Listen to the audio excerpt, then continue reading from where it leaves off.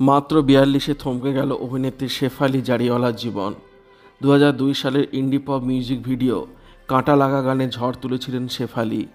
শোনা যাচ্ছে হৃদযন্ত্র বিকল হয়ে মৃত্যু হয়েছে শেফালির। হাসপাতালে নিয়ে গেলে চিকিৎসকেরা মৃত বলে ঘোষণা করে তাঁকে। এই মুহূর্তে মুম্বাইয়ের কুপার হাসপাতালে ময়নাতদন্তের জন্য পাঠানো হয়েছে দেহ। শেফালি ৩৫টি মিউজিক ভিডিওতে কাজ করেছিলেন সব মিলিয়ে। ২০০৪ সালে বলিউডে ডেবিউ করেন মুঝসে শাদি করোগে ছবিতে, তবে ক্যামিওর চরিত্রে।